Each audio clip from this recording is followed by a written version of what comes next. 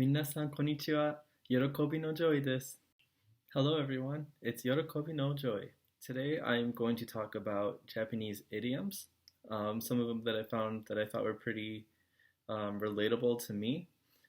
So I'm gonna do this. I'm gonna do three kind of simple ones, and then three more intense ones. And I'm going to explain them. And I hope you guys enjoy this video. Oh yes, you guys must have noticed my scenery is kind of changed.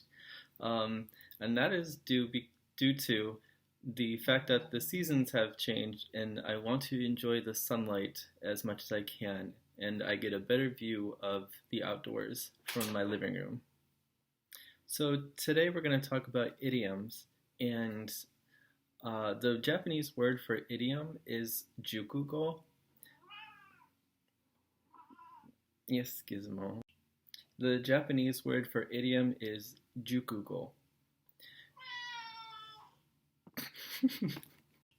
Now, some of these idioms may be similar to idioms we have here in America, and some of them are going to be a little bit different, and that's due to the fact that we have different cultural norms and different social norms.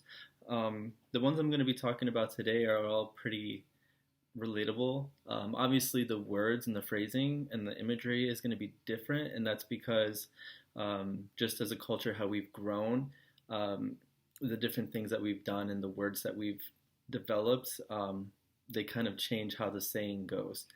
So let's get into number one. So the first idiom we're going to talk about today is jigo jitoku, and this literally means one's act, one's profit. So what this is kind of saying is like you reap what you sow in English terms.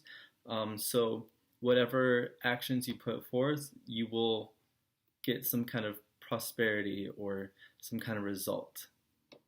And again, that is jigo jitoku. The next idiom I'm going to explain is Gomatsuri.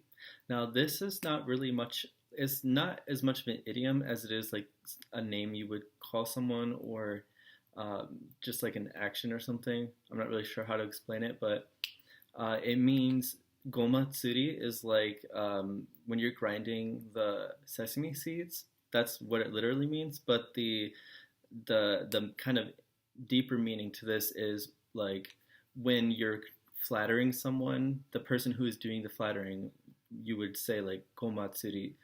So it's kind of like you're trying to suck up. So it's kind of like calling someone a suck up. Now, the next idiom I would say I definitely find relatable. It has caused me some problems in my life. It's probably not the best kind of habit to have, but the idiom is suise mushi, and this literally translates into drunken life, dreamy death. And what this is trying to say is like if you spend all your time daydreaming about something, then your life is meaningless and you're just gonna die having done nothing.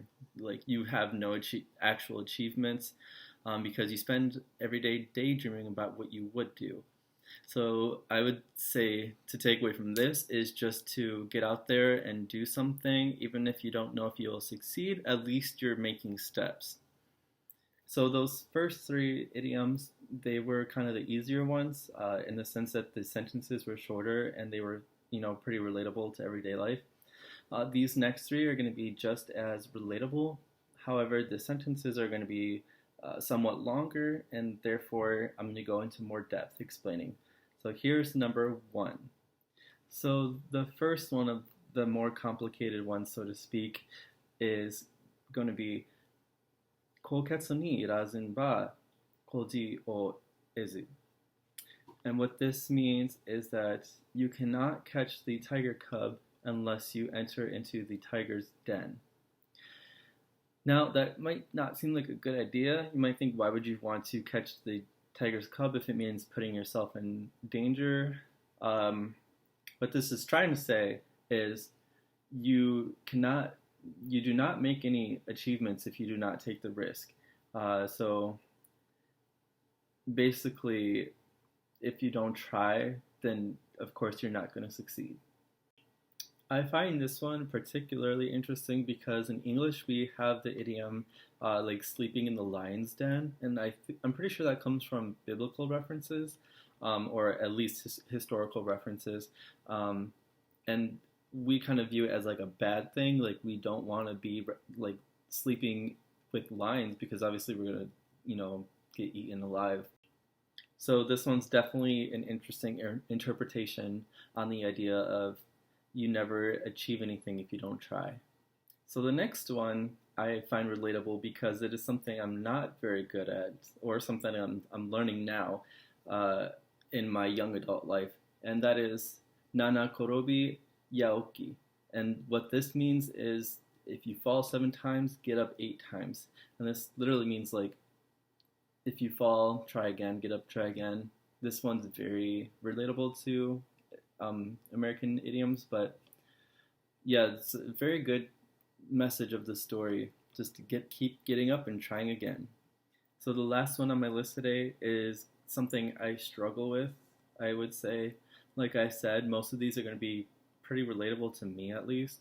And the last idiom for today is anzuru yori umuga yasushi. And what this means is that it is easier to actually give birth than it is to kind of stress about it or worry about it.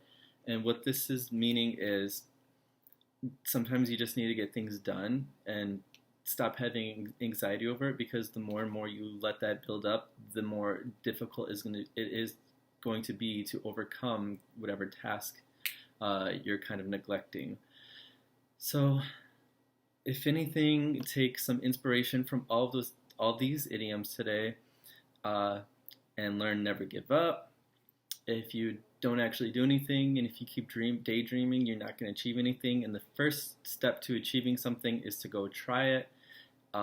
Just keep working at your dreams. And I hope you guys enjoyed this video. If you enjoyed today's video going over idioms, I found most of these idioms today on matadornetwork.com's website. I will put the link in the description below. They have like a bunch more idioms, I think over 30 idioms you can read through and kind of discover how Japan thinks differently as a society. I definitely found it very interesting. So if you've enjoyed the video, go ahead and click the link below and you can learn even more. Thank you. Alright guys, I have just one last kind of comment before I end this video. Since I was talking about idioms in Japan, I was thinking, I wonder what idioms are used in other countries. And if you guys know any idioms from other languages or countries, even other English-speaking countries, go ahead and put them in the comments because I want to read about them. It's very interesting to learn a country's culture through the idioms that they use and other things like this, and wordplay, stuff like that. So go ahead and share anything you know below, and yeah, see you guys next time. Bye!